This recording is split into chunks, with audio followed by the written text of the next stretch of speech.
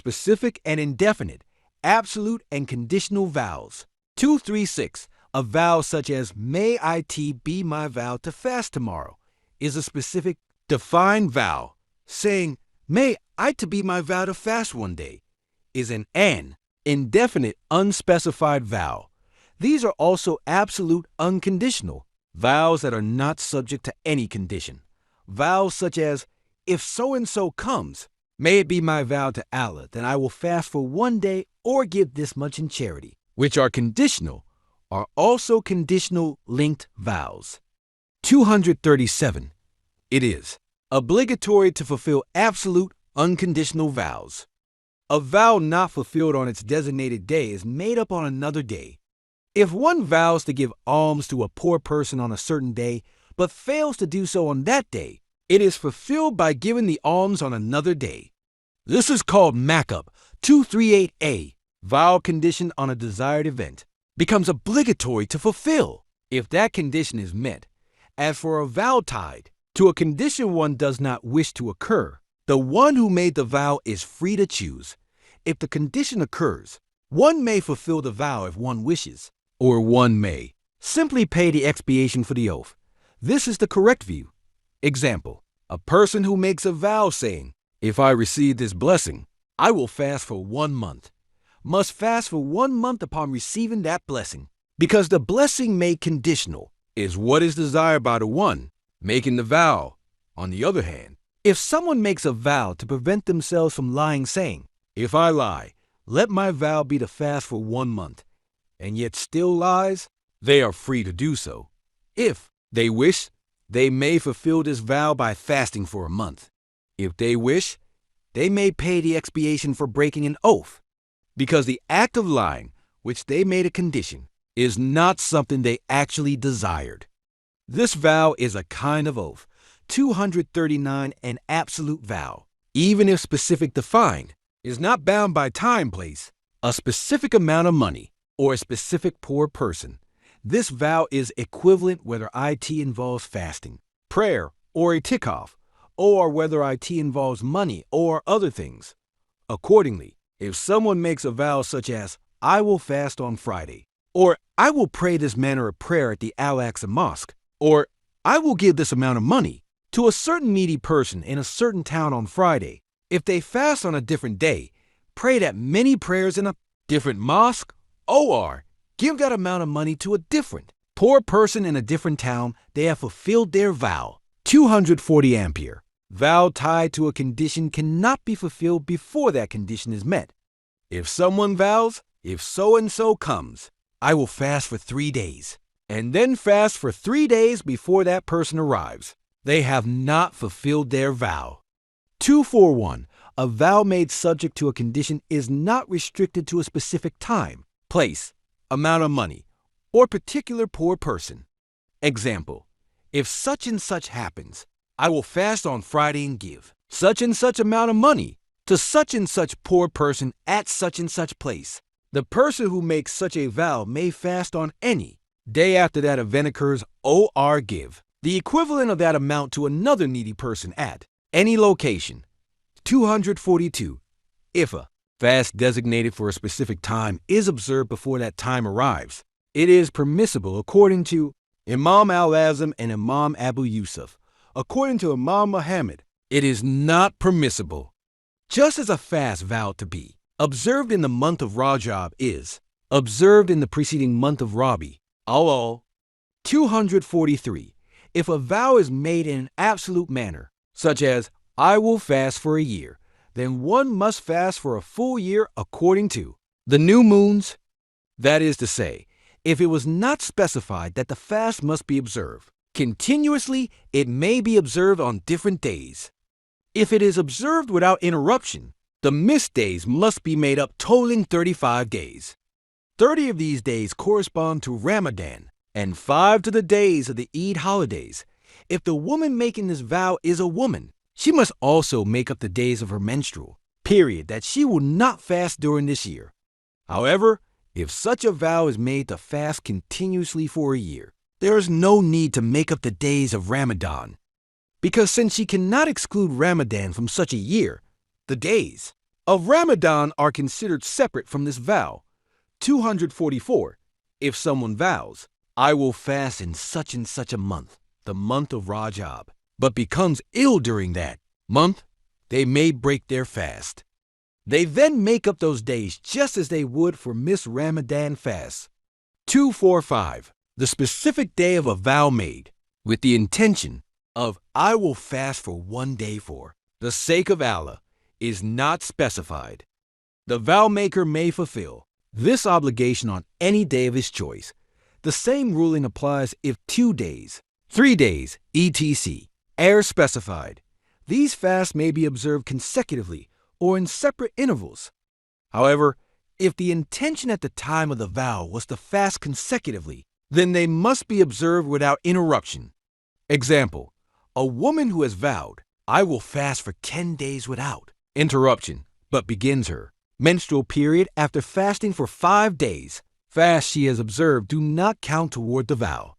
She must fast for 10 days again after her period ends. However, if someone vows to fast on separate days, she will have fulfilled her vow by fasting for that many days without interruption. 246.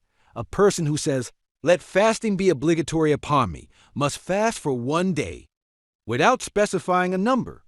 According to Imam al-Azam, one who vows, I will fast for many days, must fast for 12 days. According to the other 10 imams, 7 days. 247 statements such as, let this be my vow that I will not lie, or let this be my vow that I will not go to such and such a place, are considered oaths in the same way as saying, I swear. Accordingly, if one speaks a lie or goes to that place, only the expiation for the oath is required. The phrase, let it be a vow upon me, is also of this nature. However, if these words are uttered with the intention of performing an act of worship, such as giving charity, fasting, or performing the Hajj, then that act of worship must be carried out. The same applies if one says, let this be my vow. In this case, if the intention to fast was made without specifying a number of days, then one must fast for 3 days. If the intention was to give charity without specifying an amount, one must give the amount of 1 fitra to each of 10 poor people. 248. In a vow, intention and lack of intention are equal in terms of the ruling. Accordingly, if one mistakenly says, I will fast for a month, instead of I will fast for 1 day for the sake of Allah, one must fast for a month. It is up to the one who made the vow to determine which month. It is not a condition that the fast begin immediately after the vow is made. 249. A vow made by saying, I will fast on this day, Thursday, for the sake of Allah, is considered to pertain to the nearest Thursday. Vow is fulfilled only by fasting on that specific day. It is not required to fast every Thursday. However, if one intends to do so, fasting every Thursday becomes obligatory. 250. If one breaks the fast on one of the days designated by the vow, a make-up fast is required. Example, a person who has vowed to fast on specific days but is unable to fast due to the intense heat on those days may break the fast and make up the missed days on more suitable days. 251. A person who is required to make up missed fast due to a vow made to fast if they delay this obligation and pass away, become a deceased person, or if they are engaged in a very difficult occupation to earn a living, they may break the fast and pay a ransom for each day. If, due to poverty, one is unable to pay the expiation, one should seek forgiveness from Allah the Almighty, for the forgiveness of the exalted Allah is abundant, and His mercy is vast. 252. If a person makes a vow to fast for a month or perform i'tikaf, but passes away before a single day has passed, they are still required to fast for a month or perform i'tikaf. It makes no difference whether the month is specified or not. In this case, they must have bequeathed the payment of 1 fidya for each day. If no such bequest exists, this fidya may be paid from the estate with the heir's permission. However, if a person makes such a Vow while ill and passes away before recovering.